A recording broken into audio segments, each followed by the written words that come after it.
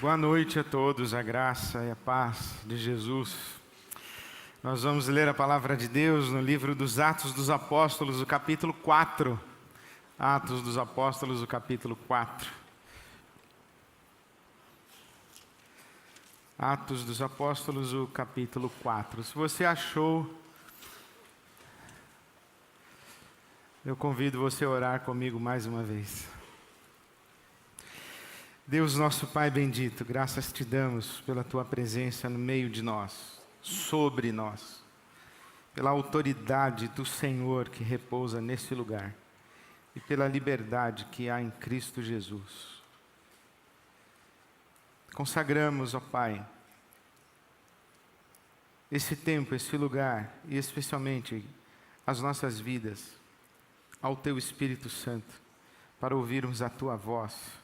Somente a tua voz, sermos transformados por ti. Que as palavras da minha boca e o meditar do meu coração, que as palavras de nossa boca nessa noite, o meditar do nosso coração, sejam todas elas tão somente de louvor a ti. Oramos assim, Pai, para a tua glória, em nome de Jesus. Amém.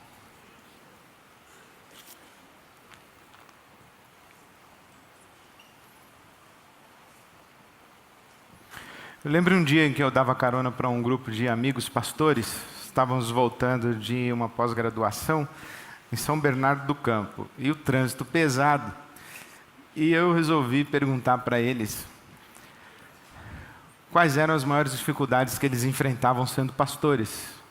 Porque eu enfrento várias e muitas dificuldades. E eles começaram a compartilhar.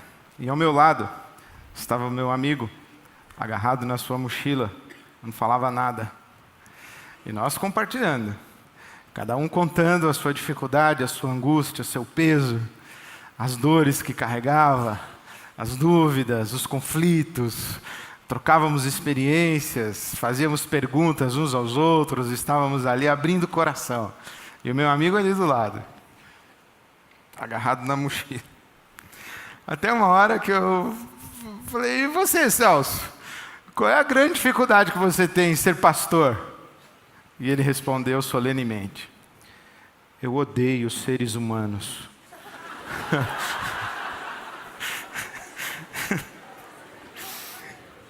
Cada um tem a sua dificuldade. Eu não tenho essa dificuldade de odiar seres humanos. Aliás, não tenho, graças a Deus, a dificuldade de odiar nada. Mas eu não gosto de crente, eu não gosto de igreja, não gosto de religião e não gosto de pastor. Tenho essas dificuldades. O problema é que eu sou pastor, um profissional da religião, vivo de igreja e rodeado de crente. Então, essa é uma grande dificuldade. E eu fico pensando que Deus tem um senso de humor extraordinário. Que encontrou um cara que nem eu, que não gosta de crente, não gosta de igreja, não gosta de religião, não gosta de pastor, e colocou exatamente no lugar onde eu estou. Pastor de uma igreja batista, identificada absolutamente com o movimento evangélico no Brasil de hoje. É uma ironia. Deus tem um senso de humor, Deus é um brincalhão. E sabe que é por essas angústias que eu carrego no meu coração, não sei desde quando, que há algo no vento que sopra nessa igreja batista de Água Branca, nessa comunidade que nós estamos tentando construir juntos. Que é tentar fazer uma igreja para quem não gosta de igreja. Esta expressão me veio em 1991. Eu ouvi de uma igreja nos Estados Unidos em que eles diziam assim: nós queremos ser uma igreja para quem não gosta de igreja. Eu falei: é isso. Uma igreja para quem não gosta de igreja. E depois o pastor Cláudio completou dizendo que a IBAB pretende ser Não apenas uma igreja para quem não gosta de igreja, mas uma igreja para pessoas de quem a igreja não gosta. Também tem esse outro detalhe. Então, o encontro é um pouco complicado. E quando eu digo assim que a gente quer ser uma igreja para quem não gosta de igreja, e uma igreja para pessoas de quem a igreja não gosta, e estabelecemos a nossa própria declaração de visão, missão, a nossa filosofia de ministério como sendo ser um sinal histórico do reino de Deus, levando o evangelho todo para o homem todo, priorizando relacionamentos, envolvendo todos os frequentadores, todas as pessoas, além dos limites culto, clero, domingo, templo. Esta expressão última, por exemplo, culto, clero, domingo, templo, significa, mais literalmente, além dos limites da religião organizada, fora dos parâmetros da caricatura religiosa. E eu resolvo como um elogio quando uma pessoa diz para mim assim, você não parece pastor. Eu falo, ainda bem. Eu lembro uma vez que fui fazer uma compra no cartão de crédito, e aí, na hora de aprovar o cartão de crédito, deu algum problema lá que a pessoa não conseguia fazer uma comunicação, olhou para mim e falou assim, olha, você tem uma cara boa, eu vou aprovar. Mesmo sem ter contato com a administradora, eu vou aprovar aqui. Aí eu ia falar assim, pode aprovar e pode confiar, eu sou pastor. Aí eu pensei e falei, não, vou deixar assim mesmo, que vai...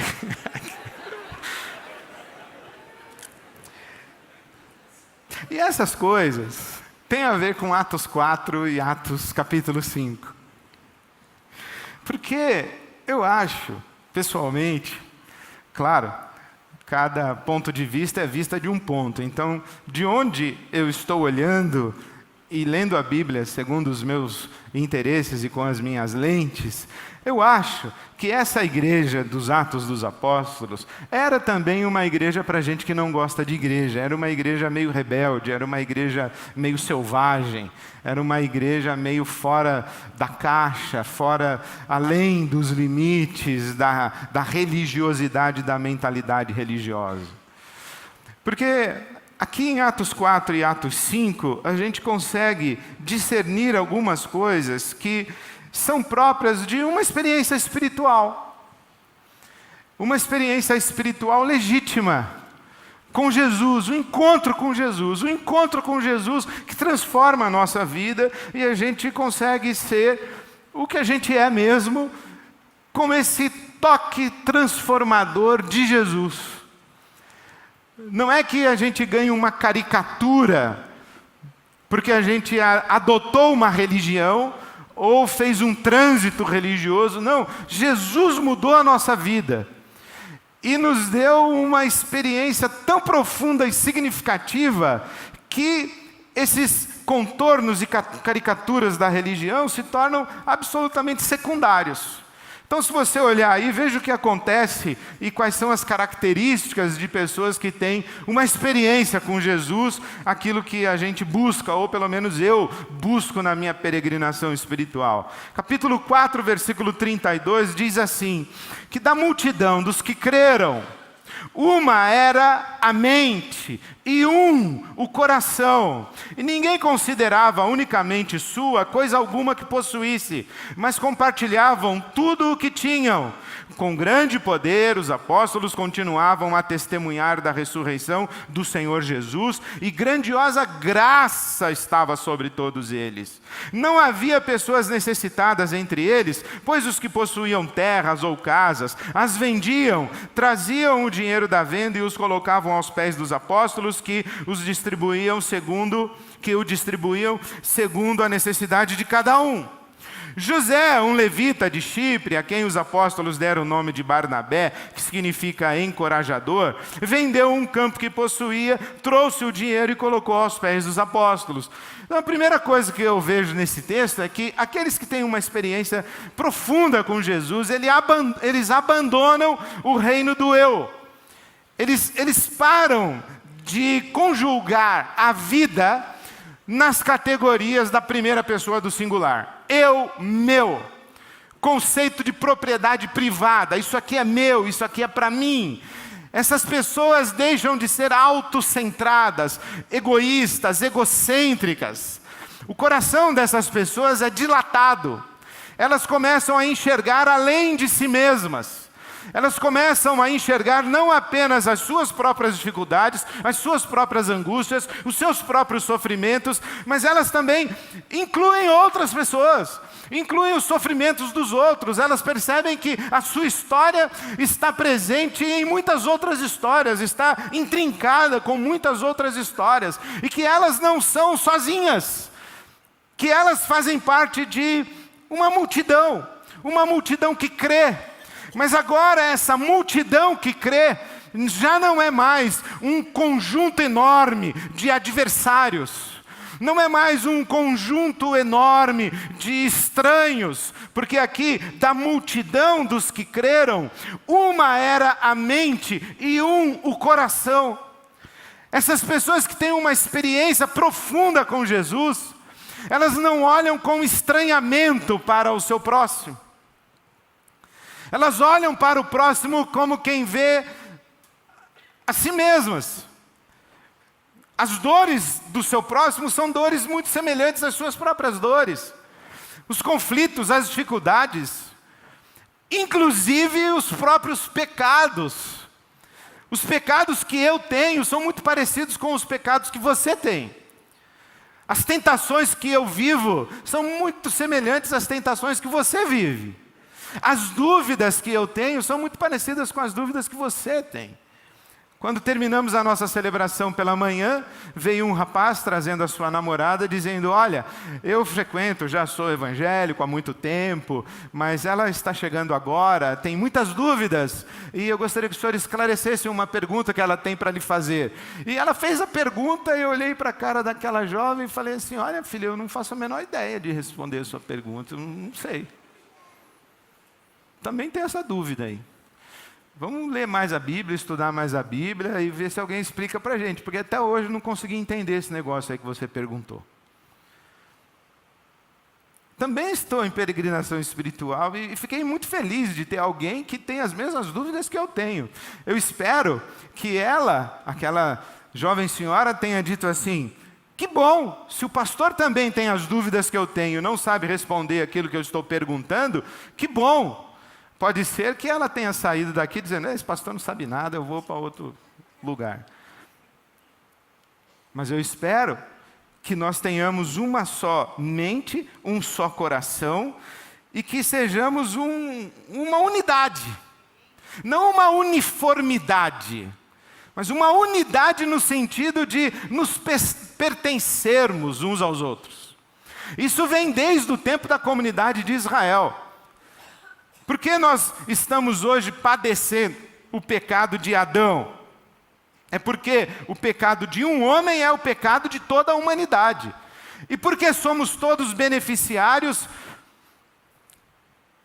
da cruz de Cristo e da justiça de Jesus. É porque a justiça de um homem beneficia toda a humanidade. Em um, todos estamos. Esse conceito muito especial da palavra de Deus, que é o conceito da solidariedade da raça. Todos nós somos um. Essa ideia que o apóstolo Paulo fala no corpo de Cristo, somos muitos membros, mas um só corpo. Esse princípio de que da multidão, todos somos um, agora não existe eu, meu, para mim. É nós, o Pai é nosso, o pão é nosso, o perdão é nosso, perdoa os nossos pecados.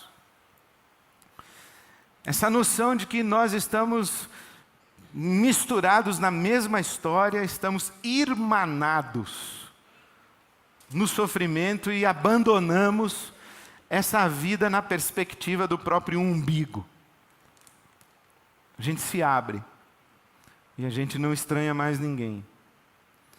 Essa é uma expressão que é atribuída a Sêneca: sou humano e nada do que é humano me é estranho. Eu não tenho estranhamento com nenhuma história que você me conta. As histórias que você me conta da sua vida elas pervadem o meu coração, elas passam pela minha imaginação. Algumas das suas histórias eu já as vivi na minha própria história. E aquilo da sua história que não vivi, eu já ouvi, já imaginei. Talvez não tenha vivido por covardia, talvez não tenha vivido por falta de oportunidade, mas isso está dentro de mim também. E nós estamos aqui todos juntos, nós somos uma comunidade. Nós deixamos o reino do eu e fomos para o reino de Deus. E no reino de Deus, nós vivemos o reino do nós e do nosso. Por isso é que não havia entre eles necessitado algum. Ninguém considerava coisa unicamente sua aquilo que possuía. Mas eles vendiam as suas propriedades e colocavam dinheiro aos pés dos apóstolos. E os apóstolos distribuíam o dinheiro segundo a necessidade das pessoas. Eu acredito que o conceito de indivíduo e propriedade privada não existe na Bíblia Sagrada. Que nós somos depositários, fiéis depositários daquilo que é de Deus. Aquilo que você chama de seu, minha propriedade, não é seu, não é sua propriedade. É de Deus, que está aos seus cuidados, para que você administre para o bem comum, para abençoar o maior número possível de pessoas. Na comunidade do Cristo ressurreto não existe egoísmo, mesquinharia, não existe contabilidade, não existe a cobrança de quem dá mais, quem dá menos, de quem tem mais, quem tem menos. Na comunidade do Cristo ressurreto existe uma preocupação de comunhão, existe uma preocupação de que nada falte a ninguém, nem pão, nem abraço, nem afeto, nem ouvido, nem remédio, nem teto, nada, porque nós somos todos irmãos, e Deus é o nosso Pai. Essa é a ideia, essa é a utopia do Evangelho de Jesus. Na comunidade do Cristo ressurreto, quem tem essa experiência com Jesus, as pessoas que têm essa experiência com Jesus, que mudam do reino do eu para o reino de Deus, elas vão morar no reino da liberdade.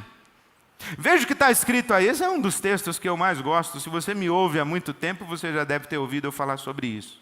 Um homem chamado Ananias, capítulo 5.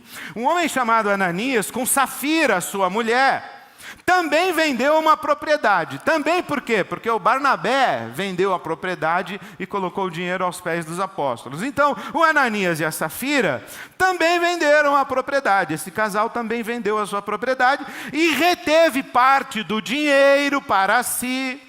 Sabendo disso também a mulher. Eles ali, mancomunados, o Ananias e a mulher dele, a Safira. E o restante levou e colocou aos pés dos apóstolos. Então Pedro perguntou: Ananias, como você permitiu que Satanás enchesse o seu coração ao ponto de você mentir ao Espírito Santo e guardar para si parte do dinheiro que recebeu pela propriedade? Ela não lhe pertencia? E depois de vendida, o dinheiro não estava em seu poder? O que o levou a pensar em fazer tal coisa? Você não mentiu aos homens, mas mentiu a Deus.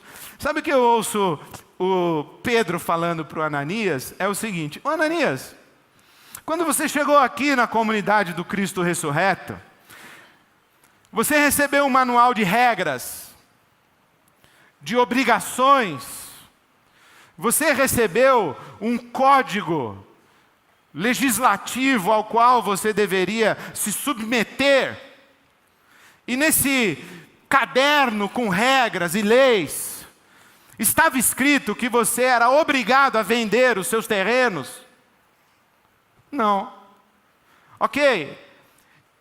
E você, por exemplo, recebeu algum manual e alguma regra de que você era obrigado, tendo vendido um terreno, trazer o dinheiro e colocar aos pés dos apóstolos? Não. Então por que você fez isso? Então por que você fez isso? Esta estranha e perigosa mania de Deus em dar liberdade para nós. Essa perigosíssima mania de Deus em dizer: faça o que você quiser fazer. Se quiser vender o terreno, vende. Se quiser trazer o dinheiro, traz. Se não quiser vender, também não vende. Se quiser vir, vem. Se não quiser, não vem. Essa liberdade, esse rasgar dos códigos de obrigações, de regras. A comunidade do Cristo ressurreto não é uma comunidade de regras, é uma comunidade de afetos. É uma comunidade de amor, é uma comunidade onde as pessoas têm um só coração. Elas estão ligadas no coração, elas estão ligadas na consciência, elas estão ligadas no entendimento. Elas, quando encontraram com Jesus, ou por Ele foram encontradas, elas adquiriram uma nova perspectiva do mundo. E o seu coração foi transformado, elas foram mudadas de dentro para fora. E alguma coisa aconteceu dentro delas que as vinculou tão radicalmente à pessoa de Jesus, que não é preciso mais ficar dizendo para elas o que elas têm que fazer ou deixar de fazer. Porque na sua relação com Jesus, elas já sabem o que elas têm que fazer, e não é nenhuma questão de tem que fazer, é um desejo de fazer, é uma vontade de fazer, é um impulso incontrolável de fazer o bem e de expressar o Jesus que vive dentro delas. É mais ou menos como estar apaixonado. Eu me lembro quando me apaixonei por esta senhora que hoje atende pelo nome de Silvia Regina Jorge Kivitz. Eu morava em Santos, era pastor em Santos. Pregava de manhã, pregava à noite.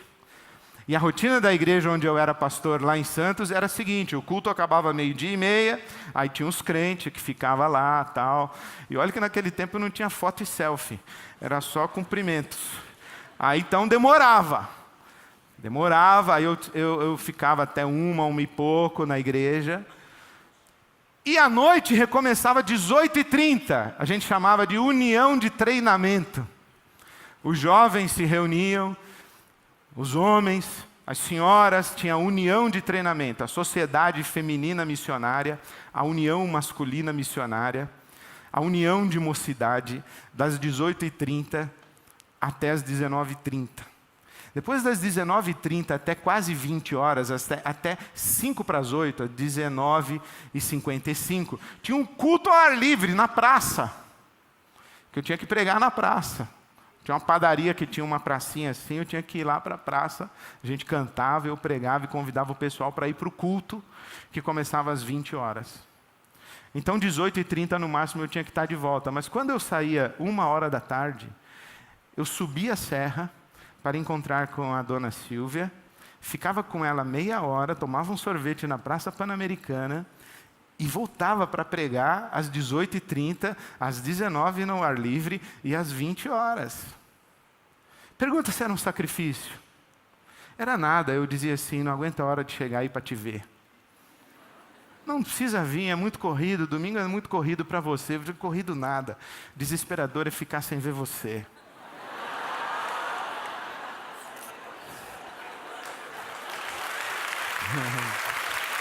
Pô, pena que ela não está aqui hoje, justo hoje ela não está aqui.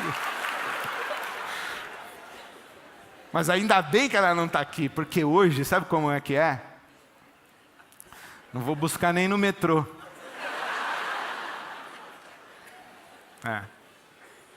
Hoje é mais ou menos assim, ó.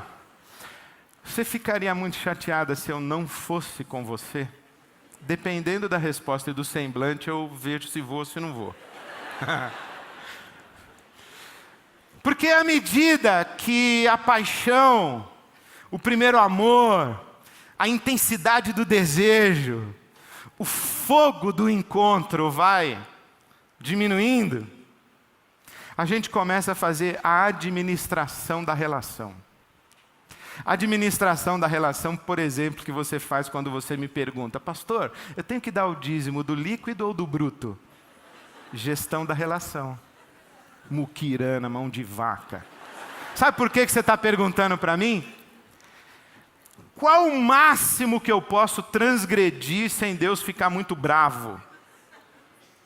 E qual o mínimo que eu tenho que fazer para Ele me abençoar? Pastor, o senhor acha que se eu der o dízimo assim, do líquido. Deus vai ficar muito bravo, corre o risco assim dele retirar a bênção? Não, do líquido tá bom. Agora se eu falar, ó, tem que ser do bruto, hein? Se você não der o dízimo do bruto, depois você vai perder seu emprego, o gafanhoto vai levar o seu dinheiro. Não quer dar na igreja, vai gastar na farmácia. Depois vem reclamar. É assim que fala, né? É assim que fala. Aí já virou. Aí já não tem mais afeto. Já tem gestão. Aí já não tem mais desejo. Aí já começa a que a gente não vive mais no mundo da liberdade, porque confia na intensidade da relação, na qualidade da relação. Quando é que a gente controla o outro? Quando não confia.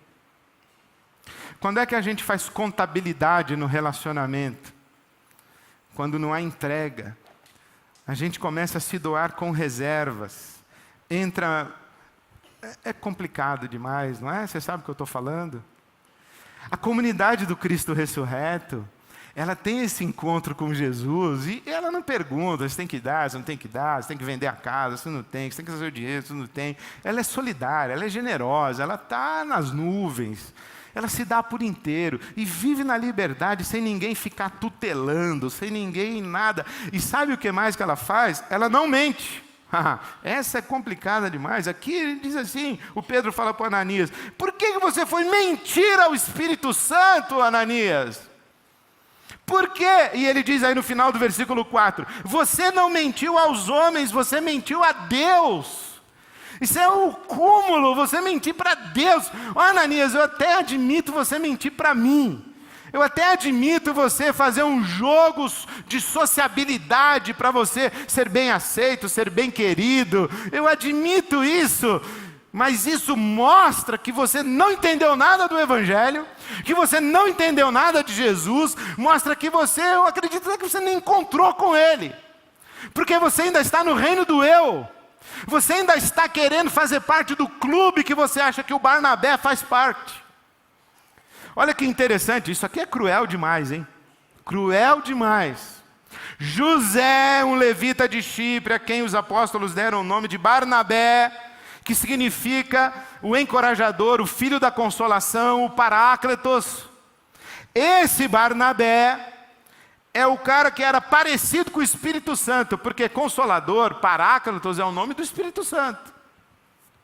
Aquele que está ao lado de alguém, que suporta alguém, que caminha com alguém, que ajuda alguém a caminhar, que é parceiro, que está junto ali, esse é o Espírito Santo. O Barnabé era um camarada assim, e os apóstolos o identificaram. Esse Ananias falou assim, eu quero entrar nesse clube aí. Para entrar nesse clube, o que eu tenho que fazer? É dar grana. Olha a motivação do Ananias, tem que dar grana.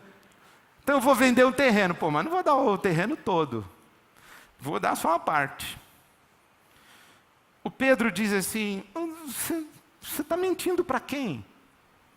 Você está pensando que isso aqui é uma relação sua comigo? Sua com as pessoas? Que isso aqui é um circo onde a gente fica posando de bonitinho para os outros? Não, isso aqui é uma comunidade em que todo mundo tem temor de Deus. De Deus, como é que você ousa mentir para Deus? Eu não entendo um negócio desse. A comunidade do Cristo ressurreto é uma comunidade da autenticidade. Não é uma comunidade de formalidades. Quanto mais... eu ia falar quanto mais educação.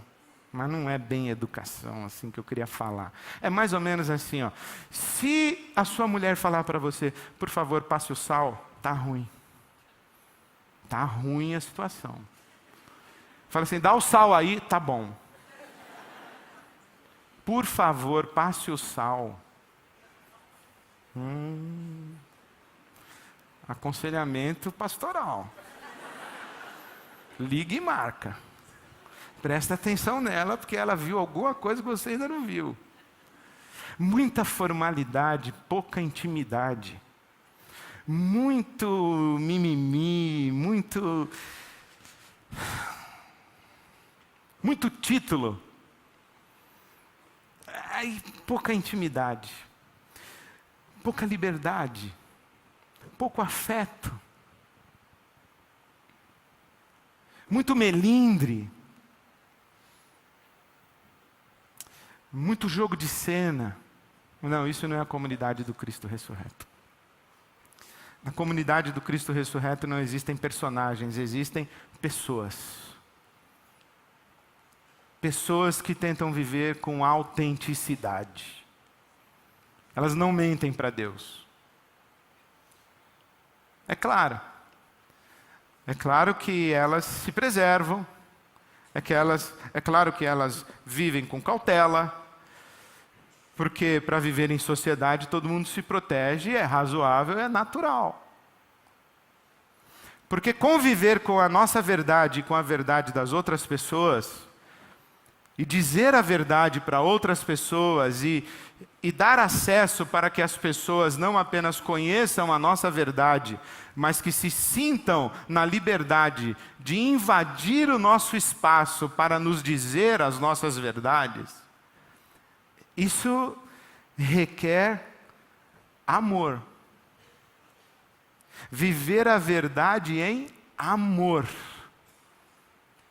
Precisa ter afeição, precisa ter contato, precisa ter proximidade, convivência. Não é eu acho.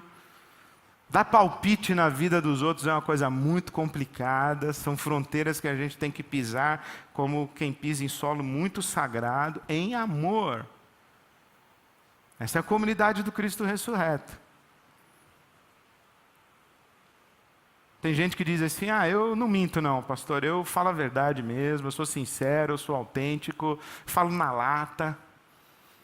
Não é que você é sincero e autêntico, você é mal educado, você é estúpido, você machuca pessoas, você se mete onde não é chamado, você atrapalha, você expõe as pessoas.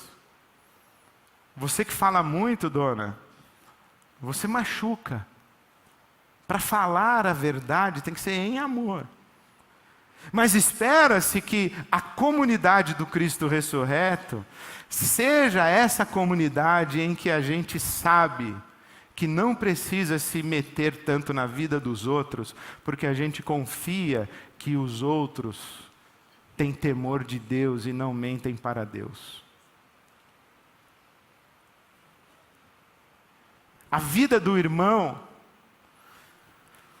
eu olho para ele e digo assim, não, ele é um filho de Deus, esse camarada tem temor de Deus, essa mulher tem temor de Deus, essa mulher é de Jesus, ela teve um encontro com Jesus, antes de fazer cena para mim, ela está se relacionando com Deus, eu vou ficar na minha, se eu puder ajudar eu ajudo, se eu for atrapalhar eu não vou nem me envolver. Porque é uma relação de confiança, porque essa é a comunidade do Cristo. Nós partimos do princípio que na comunidade do Cristo ninguém mente para Deus, e que está todo mundo vivendo com temor de Deus. O que significa que a gente também confia que na comunidade do Cristo ressurreto, as pessoas que tiveram encontro com Jesus foram morar no reino da liberdade, se respeitam mutuamente porque todas elas são ocupadas em viver de maneira autêntica diante de Deus. Essas pessoas, elas ouvem a voz do Espírito Santo e não ouvem a voz de Satanás. Por que, Ananias, você permitiu que o diabo enchesse o seu coração? Para você mentir ao Espírito Santo. Ananias, você tem que ouvir o Espírito Santo e contrariar o diabo. Não é ouvir o diabo e contrariar o Espírito Santo. Você está fazendo o jogo contrário. E o Pedro, ele podia fazer isso, essa exortação ao Ananias, porque ele passou por essa experiência. Lembra quando Jesus diz que ele vai morrer e o Pedro fala, não, mestre, não vai morrer. Aí Jesus diz, afasta-te, Satanás.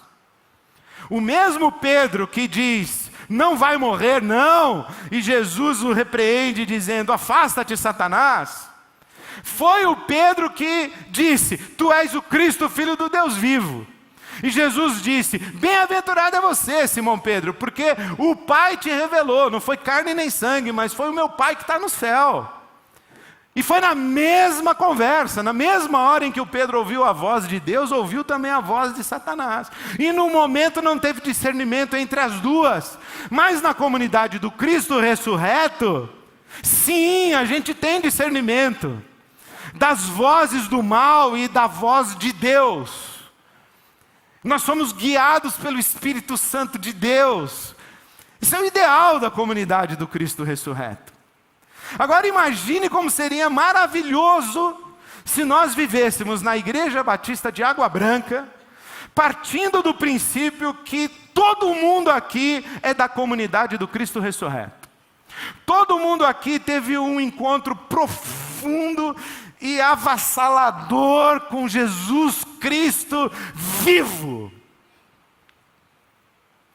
Abriu mão de uma vida egocêntrica, egoísta, e partiu para uma vida de autodoação, de altruísmo, de generosidade, de busca da justiça.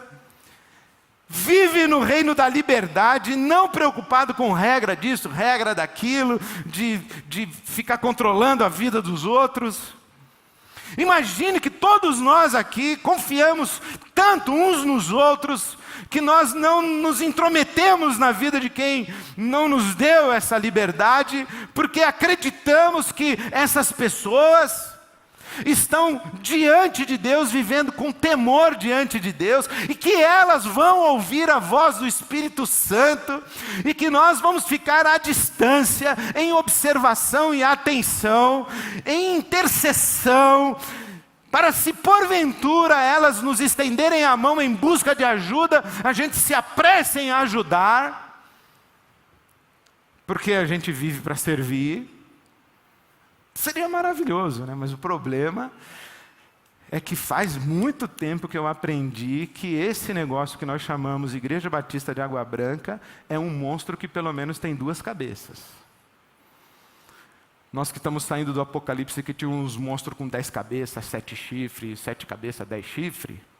A Ibabe é um monstro que pelo menos tem duas cabeças. Uma é a comunidade do Cristo ressurreto, que está aqui. E você pode chamar essa comunidade do Cristo ressurreto de trigo.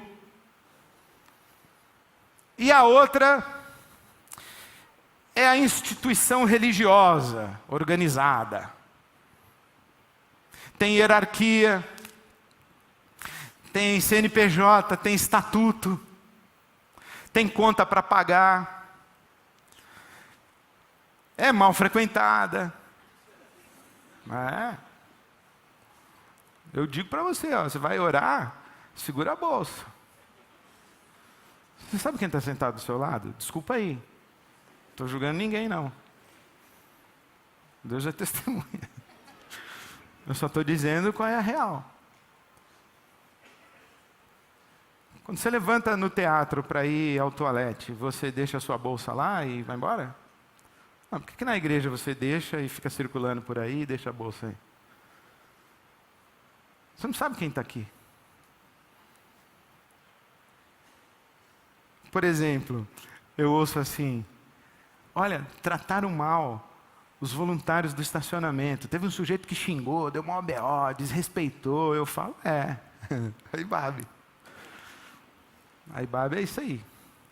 Tem joio, tem trigo, tem os caras que vêm da religião, tem os caras que nasceram de novo, os que não nasceram, os que estão querendo nascer, os que pensam que nasceram, mas nunca nasceram.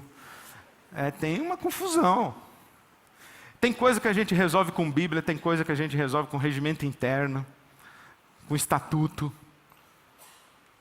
Tem coisa que resolve na oração, tem coisa que resolve no achismo. Tem coisa que prevalece a vontade de Deus, tem coisa que prevalece a vontade da maioria. Tem coisa que prevalece a vontade minha mesmo. Minoria, viu, pessoal? O pessoal fala comigo como se as coisas que acontecem na Ibabe tudo eu soubesse e aprovasse. Eu sou inocente, gente. Sei de nada que está acontecendo. Sei de nada que está acontecendo. Imagina se eu vou saber tudo que está acontecendo, não sei. E aí eu ouço notícia boa, notícia ruim, tudo misturado, porque é um monstro. Domingo passado nós recebemos 199 novas pessoas. Ó, eu não digo nem novos irmãos. 199 novas pessoas.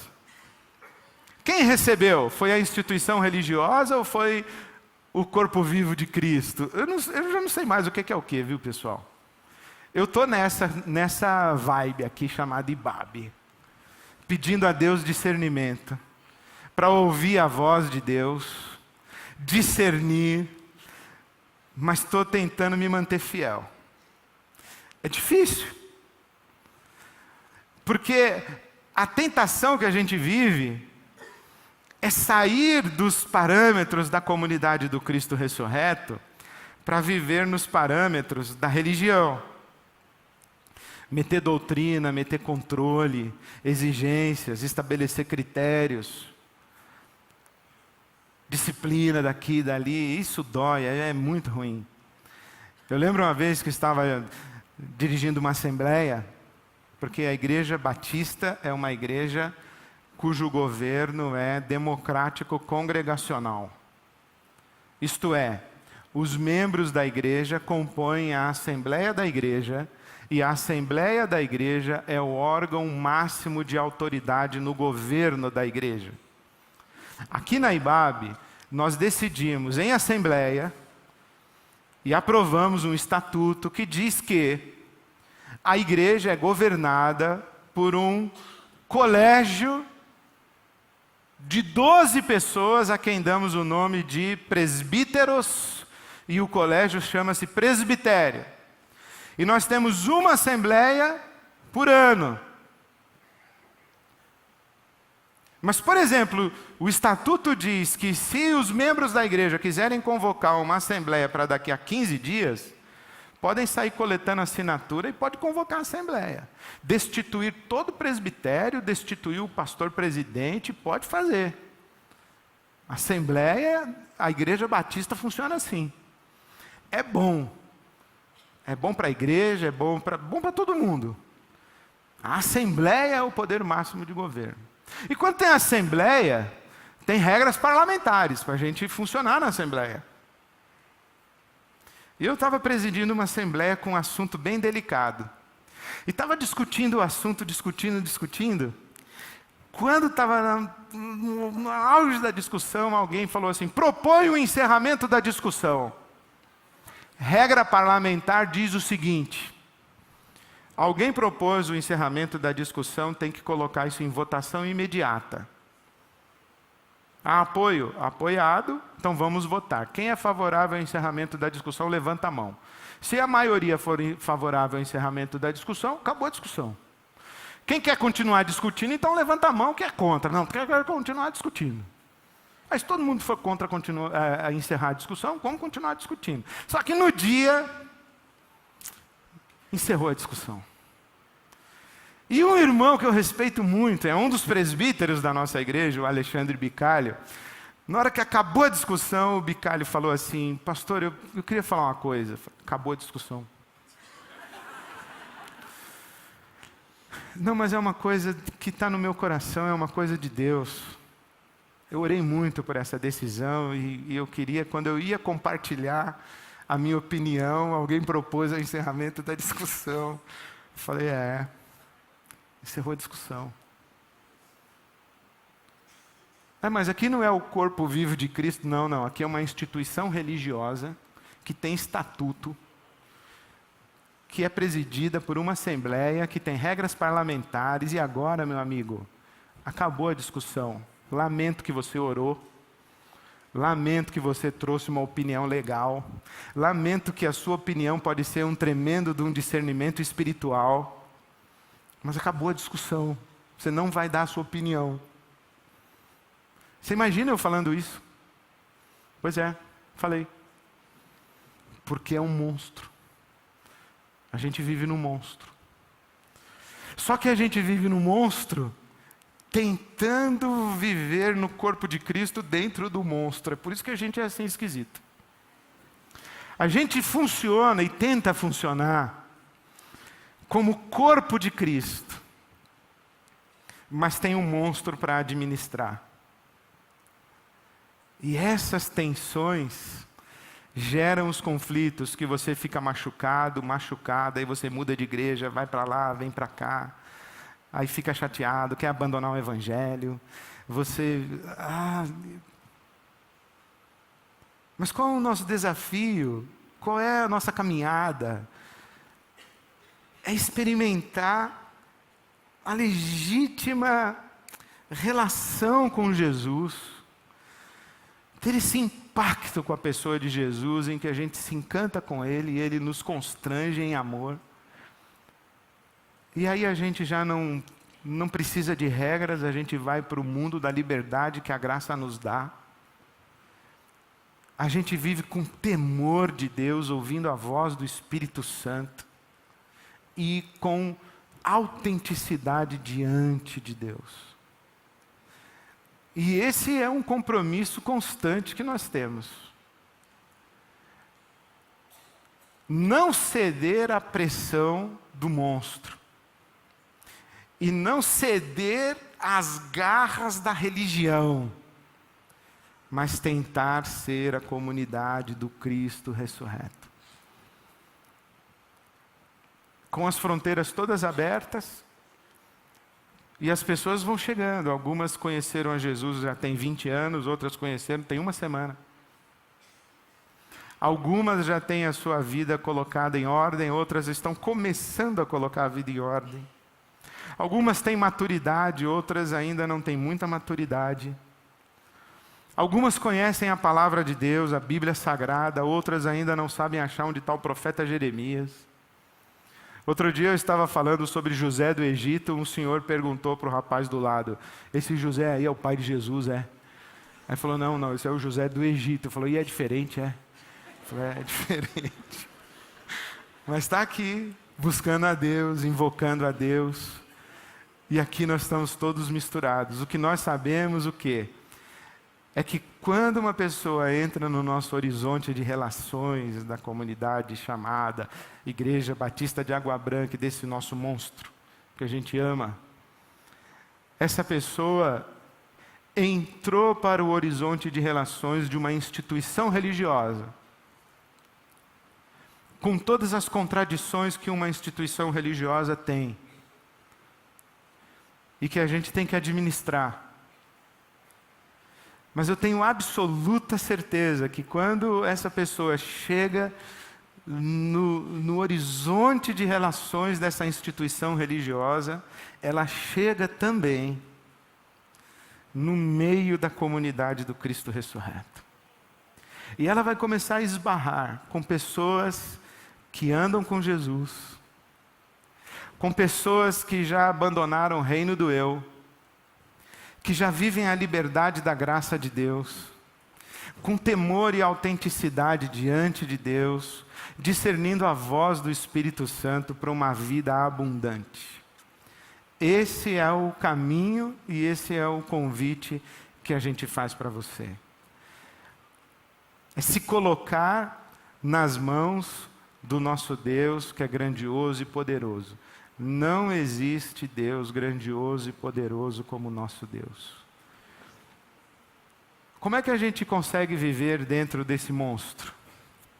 A gente tem que acreditar, primeiro, que Jesus é quem edifica a sua igreja, que a palavra de Deus é viva e eficaz, que o Espírito Santo de Deus é quem muda a vida das pessoas, e que a nossa parte é criar o ambiente mais facilitador possível, para que as pessoas que estão conosco nessa jornada se encontrem com o Jesus, sejam transformadas pelo Espírito Santo na palavra de Deus, para viverem para a glória de Deus, esse Deus que é grandioso e poderoso como nosso Deus. Então eu espero que você esteja nessa jornada, nessa caminhada, Que você que está aqui nesse auditório diga assim: eu sei, pastor, a diferença entre a religião e a comunidade do Cristo ressurreto. Eu já passei pela religião, também não gosto. O que eu quero é uma experiência viva com Jesus vivo, para viver para esse Deus grandioso e glorioso como nosso Deus. Que Deus abençoe sua vida onde você está. Vamos cantar um louvor e terminar em louvor e exaltação ao nosso Deus que é poderoso, grandioso, e vamos nos render a Ele novamente aqui mais uma vez, para a gente continuar vivendo para a glória de Deus. Amém, amém, amém. Vamos nos colocar em pé, queridos.